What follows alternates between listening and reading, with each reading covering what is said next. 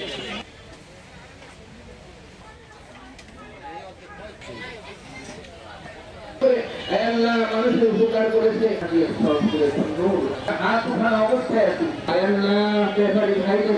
হাট কমিটির আহ্বানে এবং কাউন্সিলর সাহেবের আহ্বানে আপনারা যে সমস্ত সুধীমণ্ডলী আসছেন তাদেরকে আমি স্বাগত জানাই ও ধন্যবাদ জানাই। কাউন্সিলর সাহেব যে সমস্ত কথা বলেছেন আমি তার সাথে সম্পূর্ণ একমত। আমি 71 সনে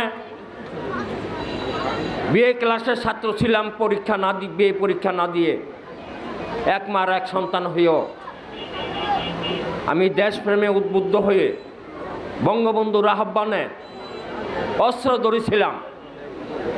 সেদিন আমরা আশা করিনি আমরা আবার গাজী হয়ে ফিরে আসব, কিন্তু আমাদের সৌভাগ্য, আমার সৌভাগ্য, অনেক মুক্তিযোদ্ধার সৌভাগ্য যে আমরা গাজী হয়ে ফেরত আসছি। আমার সহপাঠীর মধ্যে অনেক মুক্তিযোদ্ধা তার বুকের তপ্ত তাজা রক্ত দিয়ে এই দেশের জন্য দান করে গেছেন।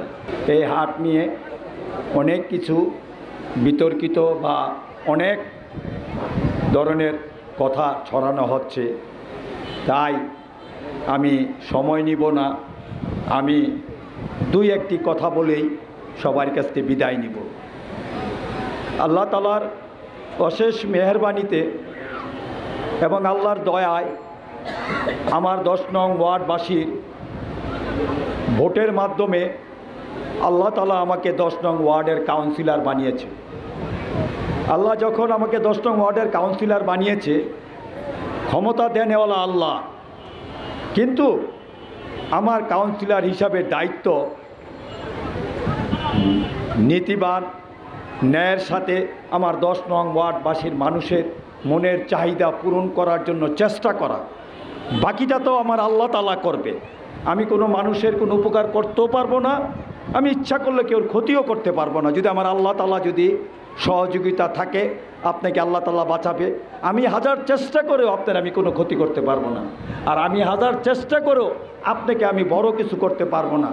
কিন্তু মানুষের ভিতর কিছু নম্রতা, ভদ্রতা, আদব কায়দা, যেটা মানুষ রাসূলুল্লাহ পাক সাল্লাল্লাহু আলাইহি ওয়াসাল্লাম মানুষকে শিক্ষা দিয়েছে, মানুষের সাথে কিভাবে আচরণ করা, কিভাবে ভদ্রতা করা, কিভাবে বড়দের শ্রদ্ধা করা, কিভাবে সম্মান করা ইসলামে আছে, কিভাবে মওয়ালাত মুআশারাত তা লেনদেন করা, পাড়া প্রতিবেশীর সাথে কিভাবে চলা, কিভাবে আচরণ করা, প্রত্যেকটা মানুষেরই এই আচরণ মেনে চলা উচিত। আজকে 10 নম্বর ওয়ার্ডে আমার 6 বছর যায় 7 বছর আমি এই 10 নং ওয়ার্ডের কাউন্সিলর। এই হাটটা আমি আমার যে কোনো কাউন্সিলরের সম্মানে, সে যখন আমাকে বলছে যে এই হাটটা তারা করবে, আমি একবার এই হাটটা করছি। আসলে করতে গিয়ে দেখা গেছে যে এই হাটটার ভিতরে একটা নাম বেচা হয় যে মুক্তিযোদ্ধাদের হাট।